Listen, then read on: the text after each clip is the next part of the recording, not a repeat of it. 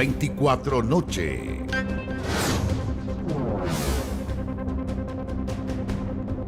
Bienvenida a esta edición de 24 Noche, 1 de la mañana con 30 minutos. Comenzamos de inmediato en las calles de Santiago para conocer las noticias policiales de estas últimas horas.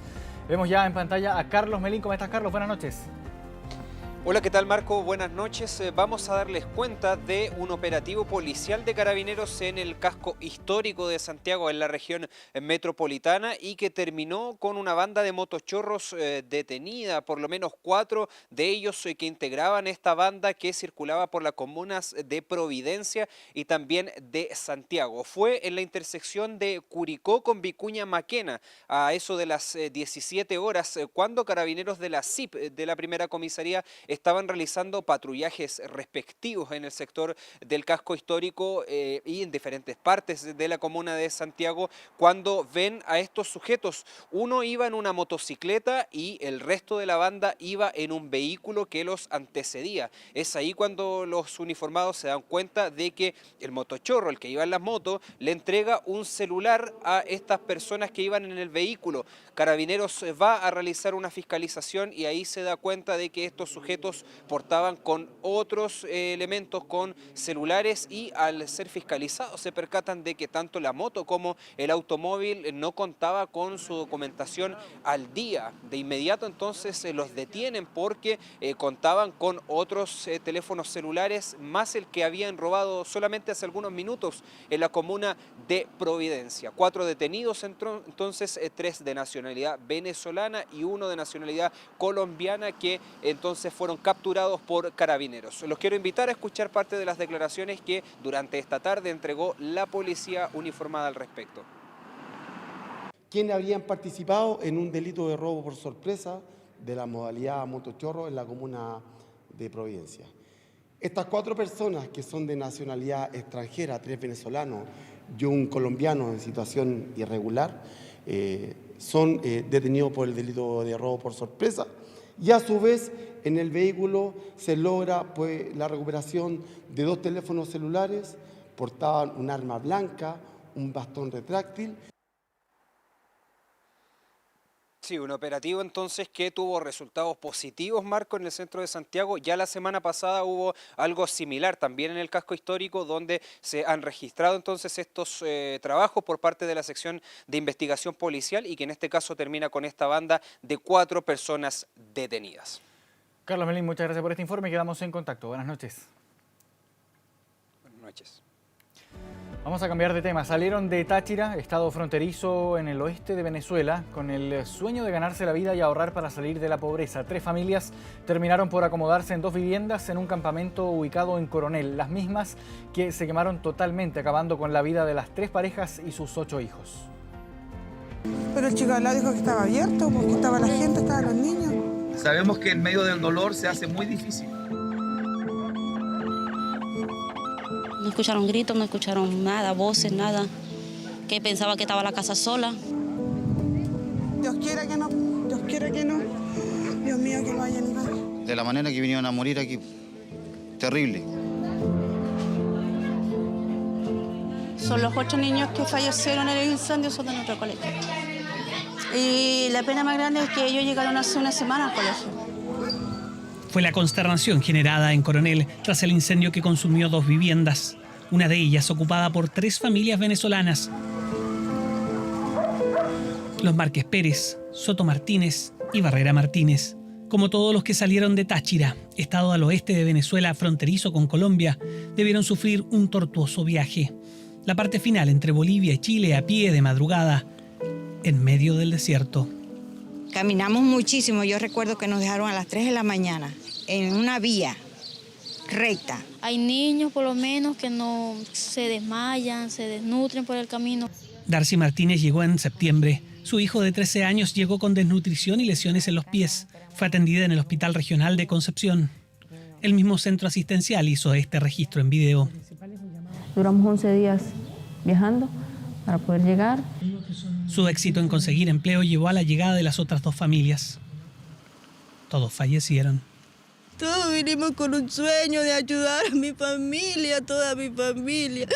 El sueño de nosotros era trabajar. Senair quedó ahora a cargo del único niño sobreviviente de esta tragedia. Estaba con un amigo jugando Play. Por favor, ayúdenos, queremos llevarnos nuestros seres queridos para Venezuela, para Táchira. Peritos de Carabineros trabajaron en establecer las causas de este incendio. Todo apunta al recalentamiento de una estufa hechiza.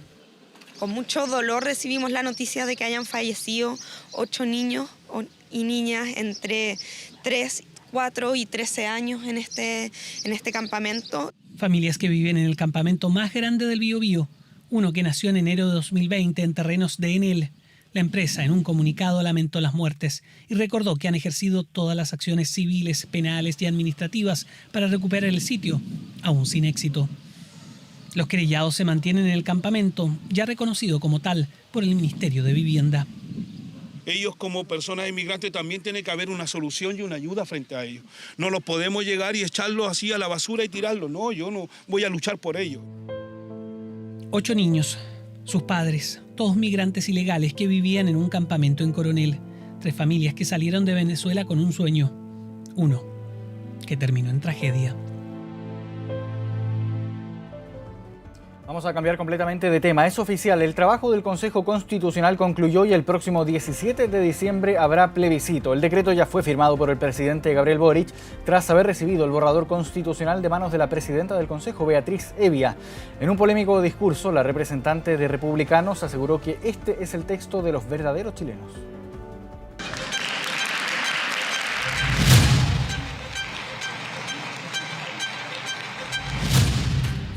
Historia que con evidentes matices se repite en menos de un año, esta vez sin mascarilla, recibido por un Consejo Constitucional de conformación muy distinta al de la fallida convención, pero al igual que en 2022, con banda presidencial y traje azul.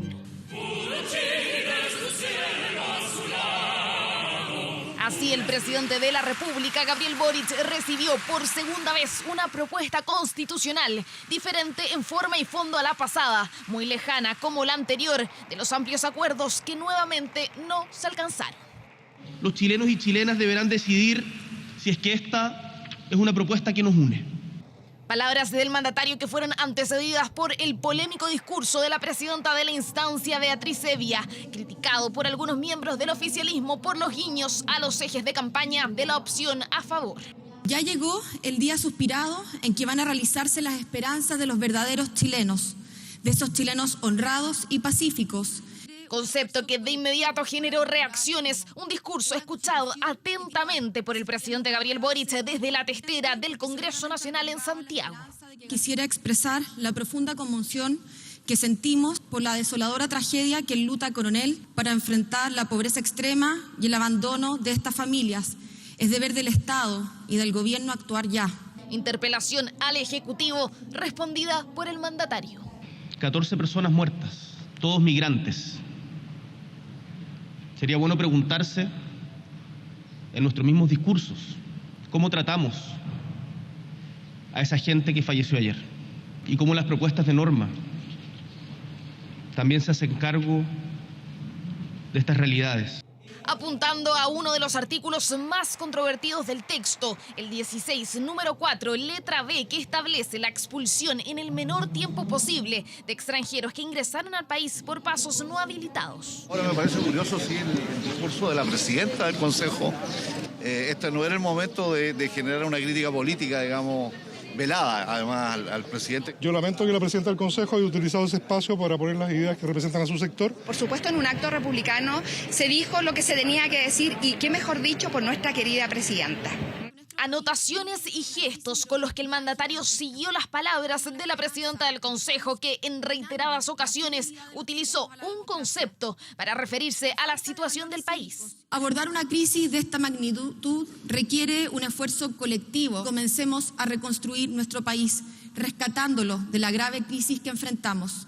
El presidente Boric llamó a dejar de lado las diferencias. Además, delineó los caminos que tomará el gobierno tras el plebiscito del 17 de diciembre. Y en el caso de que la propuesta sea aprobada, cumpliremos íntegramente con su correcta implementación. Si en cambio esta propuesta es rechazada, nuestro gobierno se dedicará sin pausa y con mucha energía a seguir trabajando y gobernando por el bienestar de las personas. El gobierno ya le cerró la puerta a un tercer proceso constitucional en este periodo. En el oficialismo, sin embargo, hay voces que no descartan iniciar el debate tras las elecciones. Cada día tiene su afán. Eso toca el día 18. Hay que sacar conclusiones muy serias y muy profundas de lo que sea ese resultado. Pues hoy de repente el grupo de izquierda más duro que dice que hay que hacer un tercer proceso. Yo al tiro les digo que eso por lo menos en el Congreso no va a pasar. Menos de una hora de ceremonia con la que concluyó el trabajo del Consejo. Firma del presidente decretando la etapa decisiva del proceso. Queda oficialmente convocado el plebiscito del 17 de diciembre. Confío plenamente en la sabiduría del pueblo chileno. Escuchemos y confiemos en el veredicto democrático del próximo 17 de diciembre. Firmas en señal de despedida de algunos ejemplares de la propuesta, los que serán distribuidos por el gobierno al igual que en el proceso anterior. Nuevo hito que se cumple en esta etapa constitucional 2.0 que culminará con la elección del próximo 17 de diciembre. Y el fin del Consejo Constitucional da inicio a este último tramo del proceso. Las campañas, la oposición en su mayoría optó por el a favor y ya comenzó a viralizar sus primeras piezas audiovisuales. Algo más lento va el oficialismo, que va desde la vereda del en contra. Se declara disuelto el Consejo Constitucional. Campanazo que marcó el inicio del último tramo del proceso, el fin de un órgano que da inicio al periodo que incluye campaña y el plebiscito constitucional. Aprobemos este texto, comencemos a trabajar en su implementación al mismo tiempo en que se trabaja en las prioridades de la ciudadanía. Yo espero que el pueblo de Chile tenga la sabiduría de votar este texto en contra. Dos posturas por la cual ya se toma partido, generando un nuevo mapa político. Si rechazaste, ahora juégatela a favor de Chile. Al 62% que rechazó la primera propuesta aspira a Chile Vamos y el primer desafío fue reunir a los partidos que se la jugaron por esa opción. Hay voceros en distintos temas, queremos tener un buen despliegue territorial. Requiere que le digamos la verdad a la ciudadanía. Yo creo que no hay nada que reemplace el contacto personal. A favor es mejor.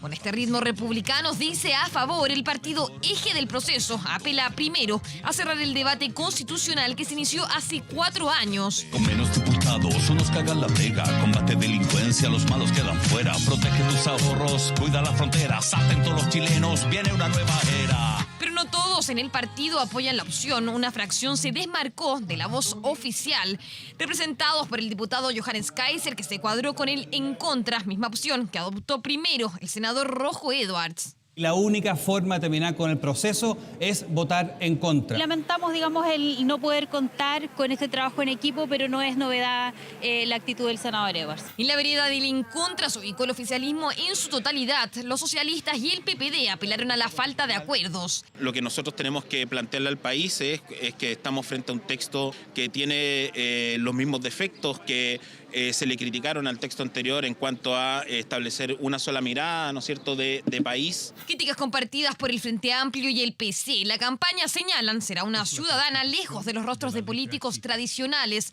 en donde las redes sociales serán fundamentales. Los partidos nos hemos separado del gobierno, que se tiene que preocupar de gobernar y hacer las cosas bien, y somos los partidos y sobre todo la ciudadanía. Ellos son los protagonistas de esta campaña. Mapa político en lo que sus integrantes tendrán hasta 3 días para inscribirse. Solo pueden hacer campaña los partidos políticos, obviamente, si ellos recogen opiniones de la ciudadanía, especialmente en la franja, está muy bien. En el centro, la DC definió este martes ir en contra de la propuesta. Demócratas y amarillos se ubicaron enfrente, aunque con distancia de los partidos de derecha. Demócratas con amarillos vamos a tener probablemente una franja común en la cual vamos a informar las bondades de este texto y los avances que tiene, sin duda. Trabajo que comenzó ya toda máquina. En las próximas jornadas se comenzarán las campañas que se extenderán hasta el 14 de diciembre, 3 días antes que Chile decida si está a favor o en contra de la propuesta constitucional. Y ya lo adelantaba la nota, con un 92% la democracia cristiana decidió ir por la opción en contra de la propuesta de nueva constitución que será votada por la ciudadanía el 17 de diciembre. Franji Madariaga tiene la información. ¿Cómo está, Franji?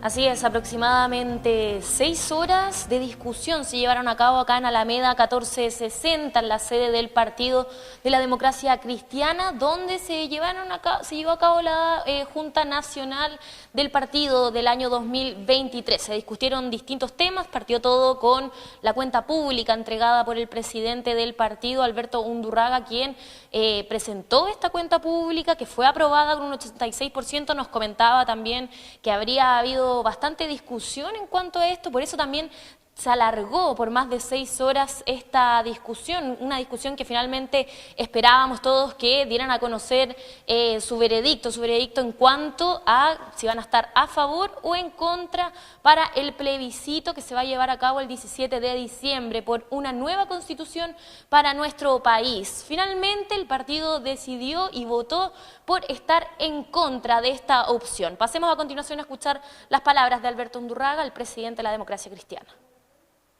Bueno, la Junta Nacional de la Democracia Cristiana, por una amplia mayoría, con un 92,3%, ha decidido que nuestra opción en el plebiscito va a ser estar en contra del texto que se ofrece para votar. Que la opción en contra nos va a permitir desarrollar acuerdos para adelante en pensiones, nos va a permitir desarrollar acuerdos para adelante para mejorar la salud, nos va a permitir desarrollar acuerdos para adelante en materia de seguridad, todos aspectos que no resuelve el texto que se presenta en votación. Entonces, una opción que fue altamente apoyada. Recordemos que anteriormente ya el presidente del partido había manifestado su opción por estar en contra entonces para este plebiscito. Ahora ya la militancia también y los representantes de cada comuna, en conjunto también las autoridades de la Democracia Cristiana, votaron finalmente en contra, se definieron por esta línea. Y recordemos que este plebiscito que se va a llevar a cabo el 17 de diciembre, ya durante esta jornada, la jornada de este día martes, fue entregada durante la mañana esta propuesta oficial al presidente de la República, Gabriel Boric. Ya varios de los partidos se han manifestado con alguna de las opciones, faltaba la Democracia Cristiana, ya sabemos su opción, y nosotros vamos a seguir muy atentos también a cómo se siguen desarrollando estas jornadas en cuanto a lo que es una previa, media adelantada de algunos meses de lo que va a ser este plebiscito el próximo 17 de diciembre. Gracias, Franji, por este informe. Que estés bien, buenas noches. Cambiamos de tema. Pérdida de confianza por advertir que las escuelas y liceos de Atacama no podrán ser reparadas antes de marzo del próximo año. Ese sería el motivo del nuevo cambio en la dirección ejecutiva del Servicio Local de Educación Pública de Atacama. La nueva jefa regional ya recibió cuestionamientos por los contratos de sus hijas que están siendo actualmente investigados. Yo soy a contar de hoy exdirector ejecutivo subrogante. Hasta la mañana de este martes, Luis Adasme Padilla se desempeñaba como subrogante del subrogante en la dirección del Servicio Local de Educación Pública de Atacama, ya que sus 2 antecesores están sumariados y sometidos a investigación penal. Y lo sacaron del cargo repentinamente por pérdida de confianza.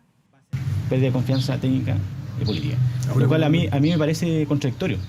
Ahora, yo entiendo que en alguna reunión usted manifestó que no era posible volver a clase en el escenario actual, en la situación actual de los colegios. ¿Puede haber sido esa la razón? Mira, yo de que asumí este cargo fui súper responsable. Yo siempre dije que hay cosas que acá eran posibles o no eran posibles.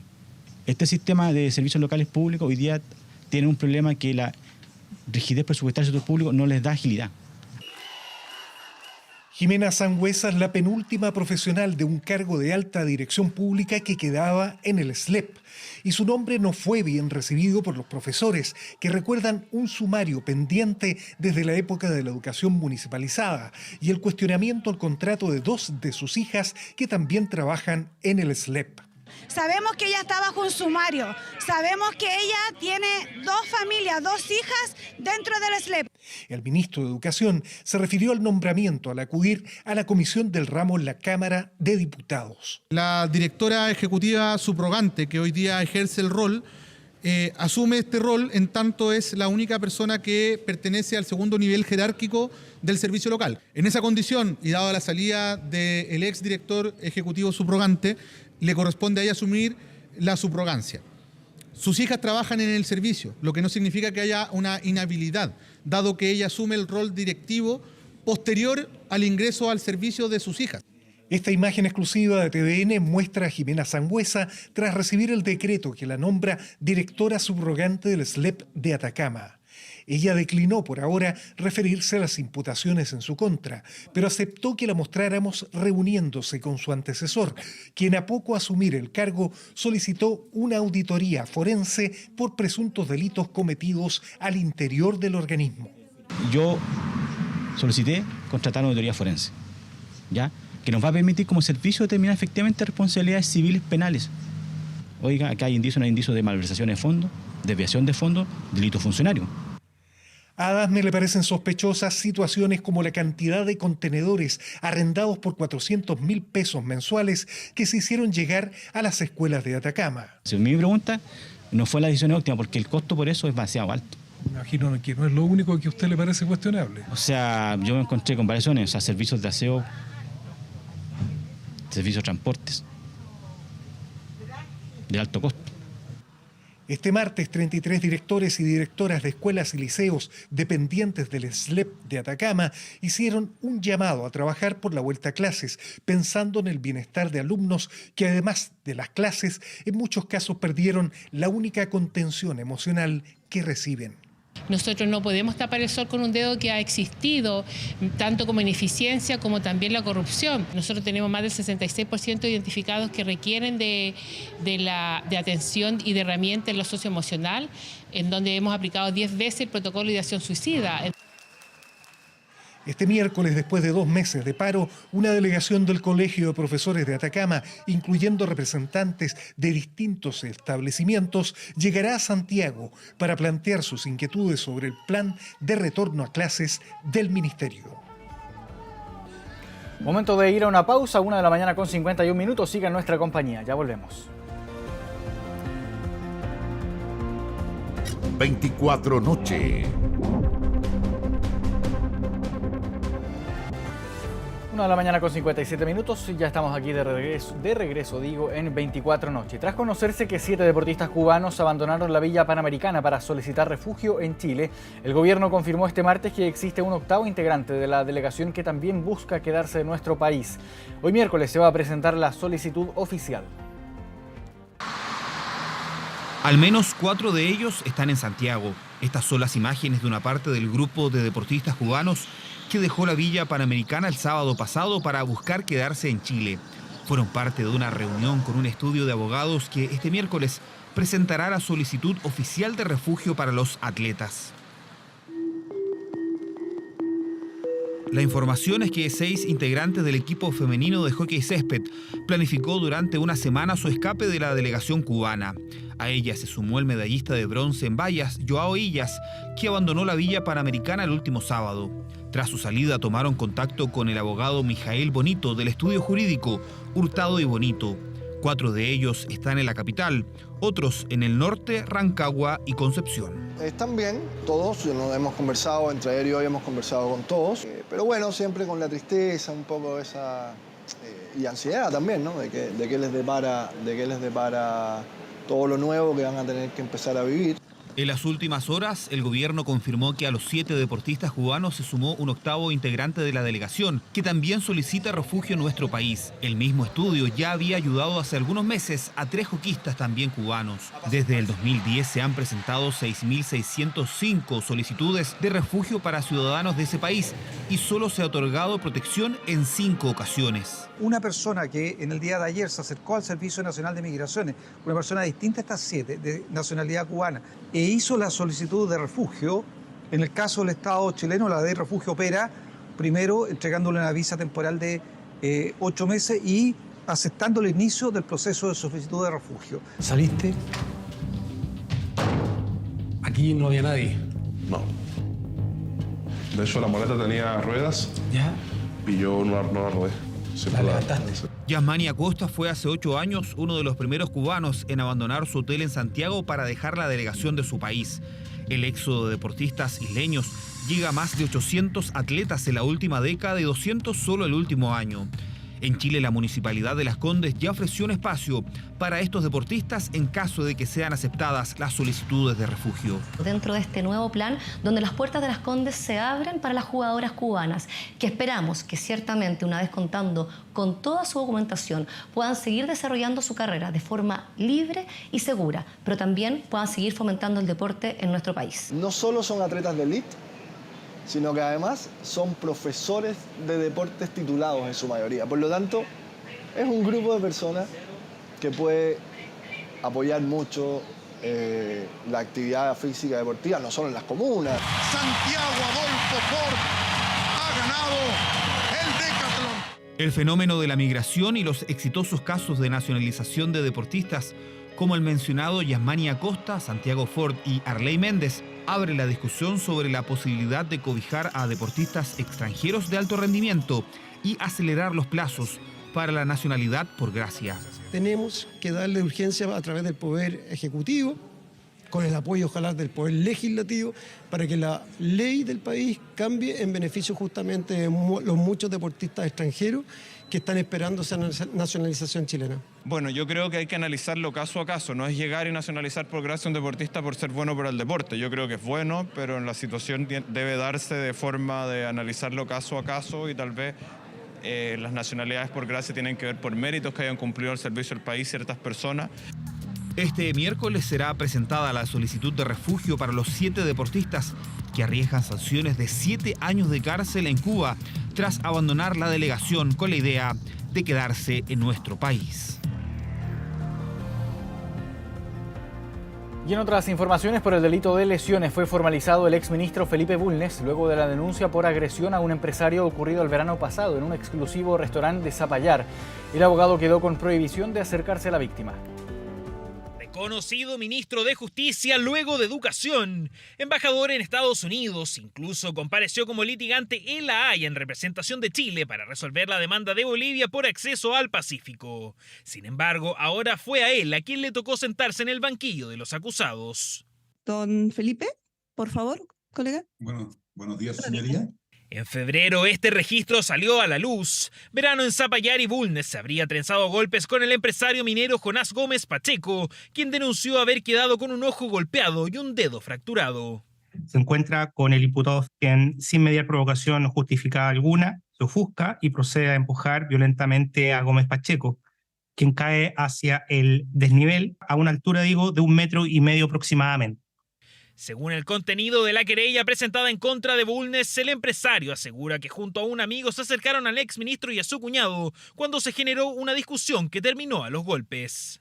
Su acompañante se acercó a una de las mesas contiguas a saludar a una persona que resultó ser Felipe Bulnes y que se encontraba acompañado de un hombre. Felipe Bulnes levanta la voz diciendo de forma grosera: «Yo a este weón no lo saludo». Nuestro representado, sin perder la calma, le dijo que nada había en ello que lamentar porque él no trataba con bandidos. El origen del conflicto entre los protagonistas de esta riña se remontaría cuando Bulnes representó como abogado a los hermanos de Gómez en una disputa por la división de empresas familiares vinculadas a proyectos mineros y sociedades agrícolas. Se declaró públicamente de que él habría agredido o provocado a los imputados y eso es falso y nosotros entendemos que eso también quedó asentado en la investigación con el Ministerio Público, señalando específicamente que no me dio provocación justificada respecto a este ataque. Noche de relajo frente a decenas de personas que terminó con ambos peleando bajo una sombrilla y al empresario cayendo a la arena desde una altura superior a 1 metro en la exclusiva playa de Zapallar. El que pega hay que castigarlo. Debiesen tener un poquito más de cuidado, se supone que representan a la ciudadanía, pero ya nada es cuidadoso hoy en día. Hay mucha gente que se pone la jineta. Este martes, la Fiscalía de la Ligua formalizó cargos a los imputados Felipe Bulnes y su cuñado Marcelo de Moras por el delito de lesiones graves. En la audiencia se acordó fijar el 29 de diciembre como la fecha donde ambas partes deberán zanjar si deciden una salida alternativa y eventualmente sobreseer la causa, pero mientras tanto tendrán prohibición de acercarse a la víctima, lugar de trabajo, lugar donde concurre habitualmente, estableciéndose un radio de protección de 200 metros. Intentamos contactar a Felipe Bulnes, pero ni él ni su defensa se refirieron al proceso judicial en curso y a una eventual suspensión del procedimiento, que hoy lo tiene como imputado por agresión en este restaurante de la comuna de Zapallar. Este lunes compareció ante la comisión investigadora del llamado caso Convenios en la Cámara de Diputadas y Diputados el jefe de asesores del segundo piso de La Moneda, Miguel Crispi. Al respecto conversó Matías del Río hace algunos momentos con el presidente de la comisión, el diputado José Miguel Castro. Vamos a revisar esa conversación. Diputado Castro, muy buenas noches. ¿Dónde lo encuentro? Acá lo encuentro.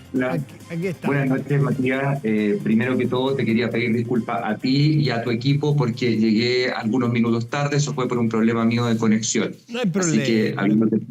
Así que eso, no, pero hay que decirlo de verdad. O sea, estamos todos trabajando justamente los temas que tú dices.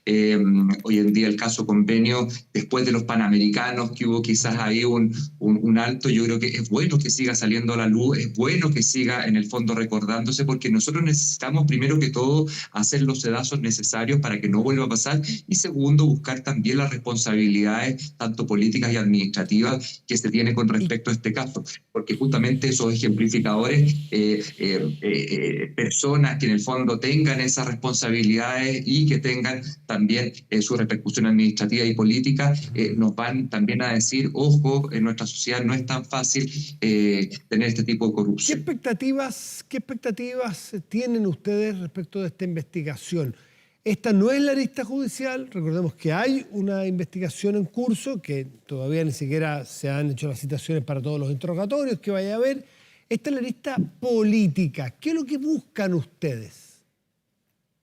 A ver, hay varias cosas que se pueden desprender de esta comisión investigadora. Muchas veces escuchamos que las comisiones investigadoras nos sirven para mucho. Yo estoy de acuerdo que quizás algunas no han avanzado tanto, no han entregado tanto, pero yo creo que en específico esta sin duda tiene mucho que entregar, y eso es porque lo estamos viendo, como tú bien dices, en una arista política que va a repercutir el día de mañana a corto y a mediano plazo en leyes que van justamente a tamizar los problemas o van a frenar los problemas que hemos visto hoy día con la asignación directa de recursos. Cuando digo a corto plazo, estoy pensando yo en la ley de presupuesto. O sea, todo esto que está empujando el gobierno hoy en día también se va a empujar por indicaciones parlamentarias para, por ejemplo, ver el caso no solamente de Democracia Viva y del MIMBU, sino que también de los GORE.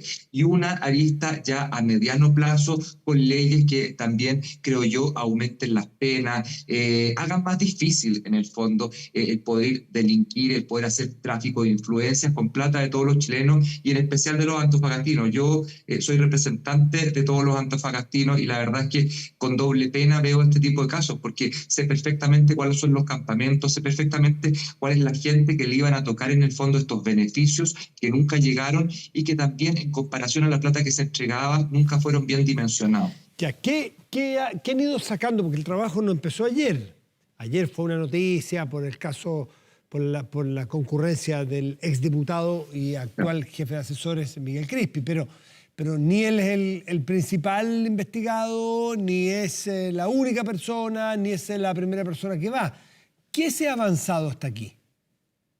Hemos visto, creo yo, ya se pueden sacar ciertas cuentas con respecto a cuál era el modus operandi que tenía, y el modus operandi algo que desde un principio se empezó a conocer, que era en el fondo transformar dinero en campañas políticas. Aquí hay que retroceder, creo yo, desde mi punto de vista, al año 2017, cuando viene Íñigo Errejón, una persona muy cercana al Partido Revolución Democrática, al Frente Amplio, en el fondo líderes de España, que presentan también un tipo de solución cuando sus propios partidarios quedaran sin pega o cómo movilizar a la gente. Bueno, esto en el fondo también se transforma, dejando de lado las fundaciones que han trabajado durante años y que también son muy buenas, un montón de fundaciones que lo que hacen es justamente dar pega a personas políticas y llegar a los territorios para hacer más política con la excusa de llevarle beneficios a la gente. Entonces ahí es cuando vemos, por ejemplo, fachadas con sobreprecio pintadas, escaños y bancos de plazas, qué sé yo, una máquina para poder tirar algo de agua en caso de un incendio. Eso es procultura, el que menciona usted fundamentalmente. Procultura, pero también democracia viva. Sí, democracia viva, procultura, hemos escuchado. Sí, el caso, ayer el exdiputado Crispi, cuando fue a la comisión que usted preside, mencionó que Procultura había iniciado trabajos en la época en que el presidente Piñera era el jefe de Estado. ¿Eso es así? ¿Ustedes lo pudieron comprobar? Y si es así, Toda esa narrativa que tiene usted del uso de recursos públicos para hacer campañas o tejer redes en los territorios, ¿es prerrogativa o es monopolio solo de este gobierno o esto lo vemos hacia atrás como una práctica que hay que erradicar? Yo creo que las fundaciones, hay muchas que es antiguo el trato político y el llevar gente política y hacer campañas políticas, efectivamente con la plata conseguida a través de fundaciones, con entes que son privados pero que prestan servicios al Estado. En cuanto específicamente al caso que usted me dice, efectivamente el caso de limpieza de fachada del casco histórico surge después del 18 de octubre, donde efectivamente se rayó prácticamente todos los centros de Chile. Ahora, el que se le hayan entregado las platas y esa cantidad de plata y que se le haya adelantado esa cantidad de plata sin haber hecho absolutamente ningún trabajo, eso sí efectivamente es resorte de gobernadores regionales, de la Subdere, visaciones de la DIPRES y también con algo que hay que incorporarle. Aquí se bajan en este gobierno los estándares. Hay que recordar, y es efectivo no solamente con Miguel Crispi, que esta comisión funciona. Antes habíamos recibido a parte del Consejo Auditor de este gobierno que nunca funcionó antes, o sea, no funcionó, no sesionaron, número uno. Segundo, se bajan las restricciones, por ejemplo, las fundaciones con un mínimo de 2 años pasan a ser 0. En el caso de platas, que se puedan parcelar los dineros y así tantas otras cosas que hicieron el trabajo mucho más fácil para estas personas. Esas triquiñuelas que usted está tratando de, o nos está contando, que han descubierto, ¿son nuevas? ¿Son nuevas o o ustedes han descubierto que también antes ocurría cuando el gobierno anterior, por ejemplo, contrató a Procultura o en gobiernos anteriores incluso? ¿O esto es una innovación según lo que ustedes han podido recabar los 2 años, este gobierno? Los 2 años, el parcelamiento de plata, el tener que rendir también esas plata, eso es nuevo. Eso es nuevo. Entonces, y por lo demás también vemos una serie de cosas que quizás antes no nos habíamos dado cuenta, pero sí efectivamente son sumamente graves, como por ejemplo la contratación de gente de las mismas fundaciones haciendo uso de las instalaciones de gobierno. Eso quiere decir desde un email hasta un computador, etcétera. Eso no es normal y la Contraloría, a través de sus informes, levantó toda esta investigación. Y otra cosa que también se dio mucho, que fue el caso de transferencia directas de plata. Siempre ha existido las transferencias de plata directa. Eso está bien, creo yo, pero siempre y cuando lleven a cabo las pegas y no sea el mayor ítem. ¿Qué es lo que vimos a través de este gobierno? Que por lo menos yo me ha dado la idea y lo que he podido ir construyéndome con respecto a estos casos, es que se gasta mucho mayor cantidad de plata que en gobiernos anteriores, no solamente el anterior, sino que en gobiernos anteriores, en asignaciones directas de plata. Y estas asignaciones directas, a diferencia de los gastos en el fondo que se hacen para construir, qué sé yo, una autopista, no requieren ciertos requisitos mínimos como pasar dentro del sistema de compras públicas. Y eso es complicado. ¿A ustedes les consta que en los últimos gobiernos, la Subdere, que es la Subsecretaría de Desarrollo Regional, que sabemos que maneja muchísima plata para proyectos en las regiones, que se ha utilizado mayoritariamente con criterios de necesidad o muchas veces con criterio político, que es lo que se acusa, que es una forma de favorecer a las comunas y a los lugares donde el diputado es del gobierno de turno? ¿Esa es una práctica que está arraigada en Chile? No, yo creo que no es una práctica que está radicada en Chile. Si uno ve lo último, no tengo la cifra exacta, me disculpa, pero sí la tuvimos en alguna de tantas presentaciones que hemos tenido y se pudo demostrar efectivamente que la cantidad de dinero entregado, por ejemplo, a municipios cercanos o la cantidad de plata entregada a fundaciones cercanas a este gobierno, la verdad es que ha sido mucho, mucho mayor. Estoy hablando del orden de, pero no equivocarme, pero del orden de 30 versus 70%, lo cual es más del doble. Entonces, ahí obviamente ese tipo de práctica hay que erradicarla, ese tipo de práctica, y eso sí no digo que sea solamente de este gobierno. Esa práctica en específico no podría decir que solamente de este gobierno. Pero efectivamente es algo que hay que erradicar, hay que trabajar, porque, como lo dijimos en un principio, son platas de todos los chilenos. Por supuesto. Diputado José Miguel Castro, vamos puntualmente a lo que ocurrió ayer en la Cámara de Diputados. Después de una tercera convocatoria, asiste el exdiputado Crispi, actual jefe de asesores. asiste en condición de ex subdere, pero también se le hacen preguntas como jefe de asesores. ¿Qué sacan en limpio ustedes de la reunión de ayer? Primero que todo, que teníamos razón como poder legislativo en cuanto a que él debe ir y contestar, no solamente como subdere, como él creía o como creían algunos ministros, y han realmente blindado a este personaje, Miguel Crispi. Yo creo que era una construcción y un show que se generó por parte del gobierno, sin que nadie se lo haya pedido, ellos lo generaron solo. Yo creo que es importante marcar un antes y un después de esta asistencia, porque en el fondo los pesos y contrapesos que deben ejercer los distintos poderes del Estado aquí se ven justamente en ese tipo de cosas. Cuando yo soy capaz de llamar a cualquier funcionario público, tenerlo al frente y preguntarle con respecto a platas gastadas, si fueron gastadas eficiente y eficazmente, es necesario en un Estado de Derecho, que fue lo que dijo el Contralor General, y esa es la tesis del Contralor. Y por otro lado teníamos la tesis de la moneda con el ministro Cordero. Primero que todo, esa es la primera ganancia, creo yo, que ha tenido el Parlamento, más que yo como presidente de la comisión, ha tenido el Parlamento para poder fiscalizar bien. Número uno. Número dos, sí nos llevamos un poco de agraz en cuanto a la manifestación, porque nos enteramos también que él, por un lado, decía, yo me enteré por la prensa el día 16 prácticamente, pero por otro lado después va durante la conversación y dice, también hubo un rumor. ¿Qué es un rumor? ¿Y usted no le preguntamos. cree? Bueno, ¿Usted no le cree? ¿No le cree? Yo creo, yo creo que aquí la moneda se ha enredado sobre sus propios, y ellos mismos se han enredado sobre sus propios dichos. Ha habido mucha conversación por abajo. Cuando él, ojo con esto, cuando él se entera del rumor, le preguntamos a quién le informa, porque cualquier persona dentro del Estado, como servidor público, que tiene frente a sus ojos algo que podría revestir carácter de delito, debe informarlo de manera inmediata al Ministerio Público. Él, ¿qué es lo que hace? No lo lleva al Ministerio Público, sino que lo habla con la subsecretaria.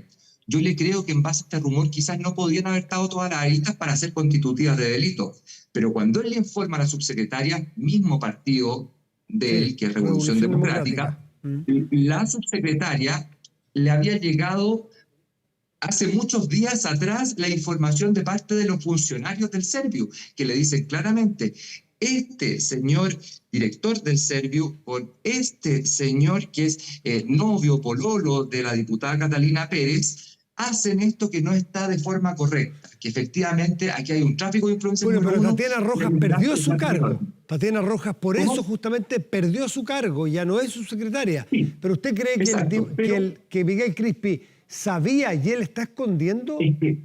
Es que déjeme terminar entonces la idea, por favor, Matías. Él le informa esto a la subsecretaria.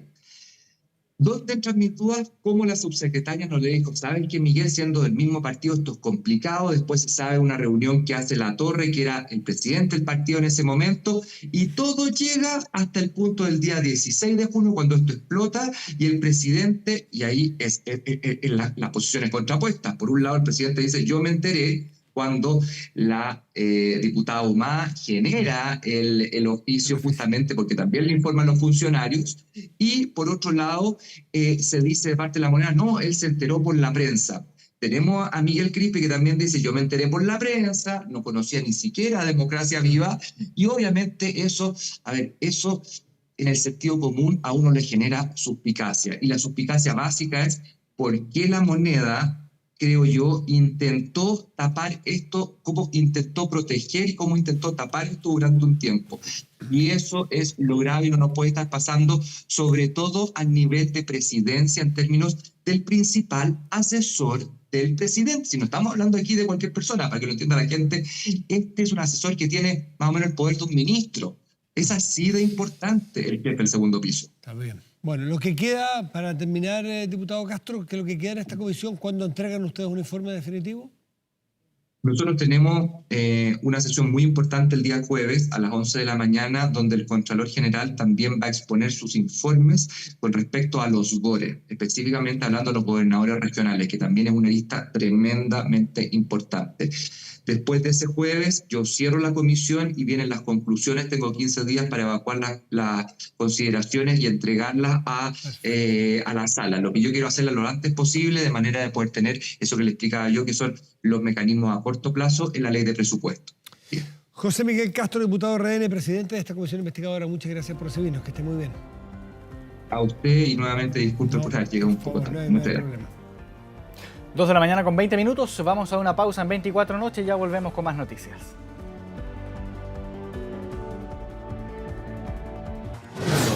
Internacional. Estamos de regreso aquí en 24 Noche y revisamos ahora noticias del mundo. Se cumple ya un mes de la guerra en Medio Oriente, un conflicto que ha causado un drama humanitario sin precedentes en la Franja de Gaza, donde han muerto más de 10.000 personas, con bombardeos en respuesta al ataque de Hamas, que dejó más de 1.400 muertos y 240 rehenes. En las últimas horas, las fuerzas de defensa de Israel informaron que ya están combatiendo en el corazón de la ciudad de Gaza.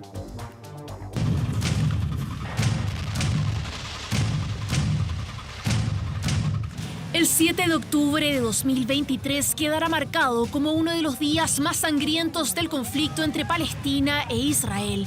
Si hace exacto un mes Israel amanecía ante la peor emboscada en sus 75 años de historia, con una infiltración masiva de milicianos de Hamas que hasta entonces parecía imposible, hace un mes también comenzaban las semanas más oscuras de la vida de los más de 2,5 millones de palestinos que viven en la Franja de Gaza. Ciudadanos de Israel, estamos en guerra. Responderemos al fuego con una magnitud que el enemigo no conocía. Una advertencia que puso al mundo en vilo y que día tras día se ha materializado para los habitantes de la zona más densamente poblada del mundo. La luz del día se esconde entre polvo y humo y las noches se tiñen del naranjo de las llamas de los incesantes bombardeos. Más de 1,5 millones de personas han sido desplazadas forzosamente de sus hogares. Otras 10.000 han perdido la vida.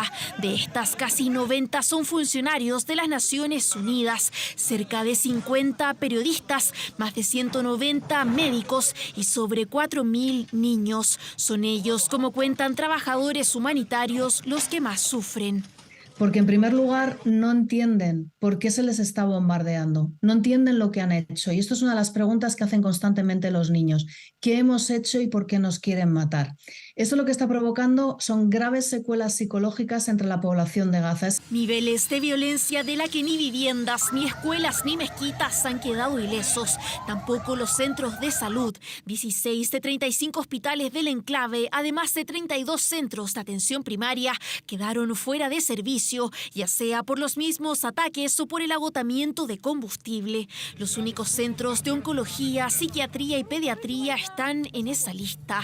Los que aún operan se mantienen gracias al trabajo incansable de un personal médico agotado, que ante la falta de recursos y más de 25.000 heridos, ya enfrenta el duro dilema de a qué paciente salvarle la vida, como cuenta 24 Horas Raquel Martí, la directora de la Agencia de la ONU para los Refugiados Palestinos. No hay camas suficientes para atenderles, se les ve a los pacientes en el suelo, los médicos intentando atenderles en el suelo.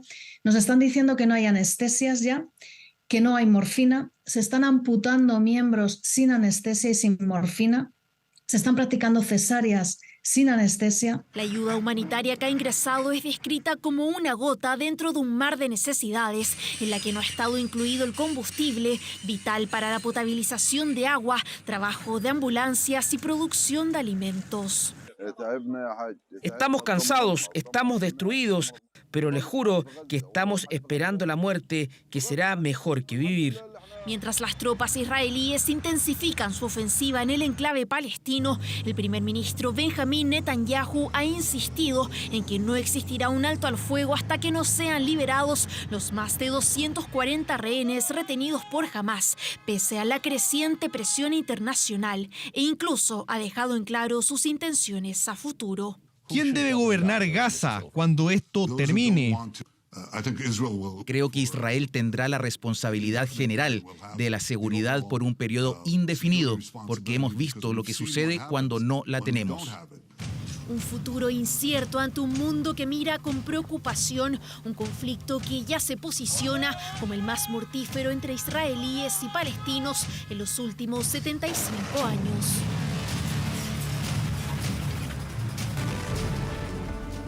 2 de la mañana con 30 minutos. De esta forma llegamos al final de 24 Noche. Agradecemos que se hayan informado junto a nosotros y los invitamos a que sigan en Canal 24 Horas y Televisión Nacional de Chile. Que estén muy bien, buenas noches.